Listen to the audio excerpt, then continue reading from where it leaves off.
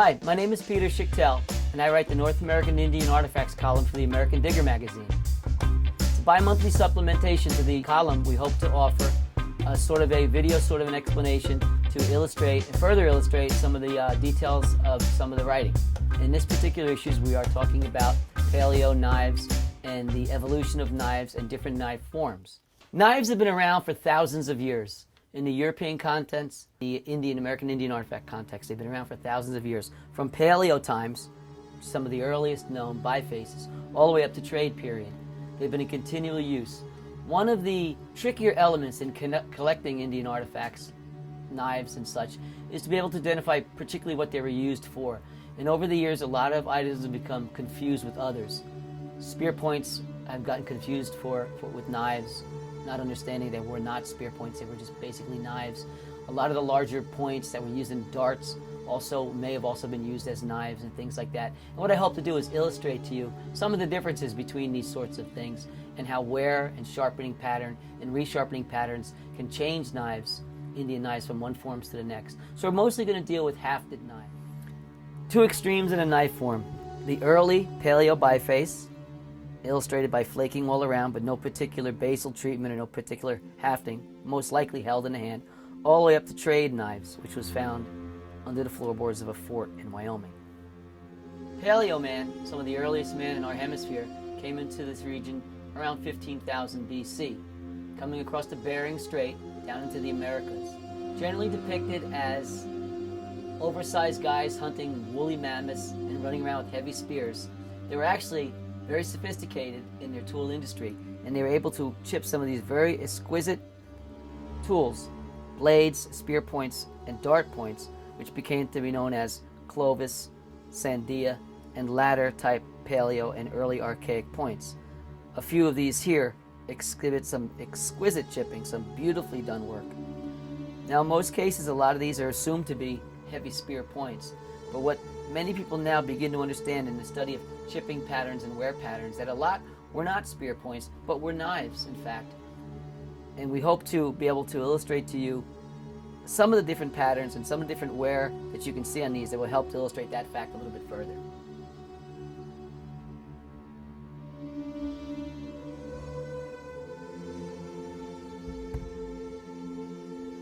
A lot of knife forms originally were, like I was saying, much longer in their original form, but after sharpening down and reuse, they tend to change shape and become something entirely different. This is a very famous knife form called a Scots Bluff. These were basically from the northern plains and are exquisitely chipped, ranging from probably about 10,000 BC. Very nice. You notice this Scots Bluff form is different. It's off at an angle, and it's a lot smaller. But something you notice that they have in common is the base. The base is relatively the same size, indicating that at one point, this blade, may have looked something like this. Trying to get that there so you can see. May have been something like this, considerably larger in size, and sharpened down from one side and the other to a much more reduced size. It could even, in fact, have snapped off and been reused. Now, these blades, as I illustrated with this contemporary example, were generally hafted between some sort of a handle, bone or wood, and sinew was attached around, and they were held in good shape. A strong indication of this is also the fact that around this basal area there was heavy grinding, making it not so sharp as to not cut the sinew that was used to haft it to the handle. Sometimes the grinding runs up the length of the blade a bit, indicating that it might have been well hafted further up the blade. You can generally feel that the grinding ends and becomes very sharp. That from the original manufacture of a piece, where there may be some very beautiful, very well done oblique flaking, beautiful flaking running across the piece, to very crude resharpening, as in this piece here, which is another piece from the northern plains. You can see there was once very nice flaking across here, basal grinding where all this area is ground down where it was hafted, and you can see the resharpening is quite crude and much rougher in that form. Many times when the pieces were resharpened into changed down into other shapes, they may have started out much larger as a Dalton point, as this one here, with basal grinding all the way around, sharpened down to a Dalton form like this, which basically has a more of a serrated edge. Still, basal grinding from the serrations down, indicating that it was hafted. So you can see how some of this sort of treatment changes the shape and the form of a lot of these. Many of these pieces are in their original unsharpened form, which make just exquisitely beautiful stone tools. Another Scots Bluff that has not been sharpened down and has a beautiful translucence to it. If a piece was to be held, say, this way in hand and sharpened, flipped over and sharpened this way from, say, a left-handed or a right-handed person, flakes to be taken off one edge, flipped over and taken off the opposite edge.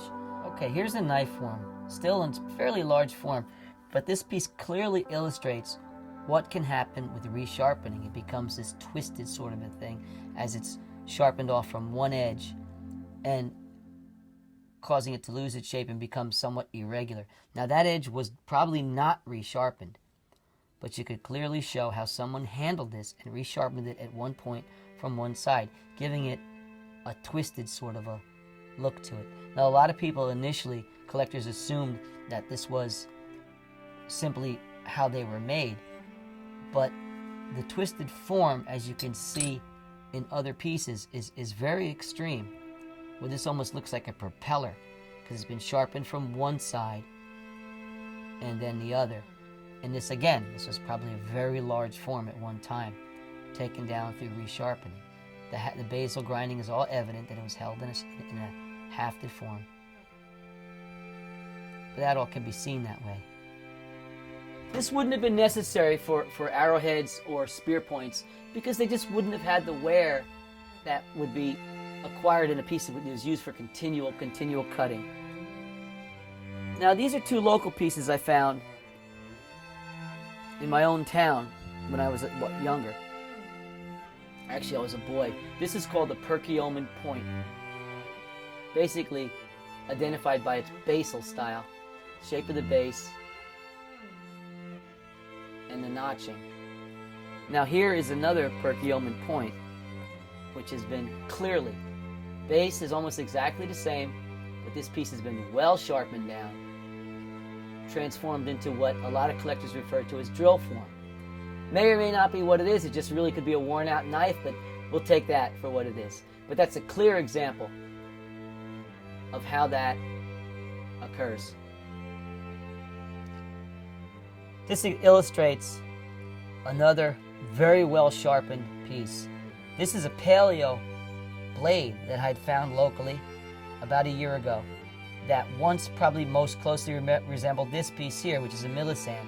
But this piece has been extremely sharpened down, just to a nub. But nonetheless, a very interesting type study in how this is done. Be an arrowhead to other people, very thick, very heavy, because at one point this was much bigger. And again, resharpened and resharpened and resharpened as a knife.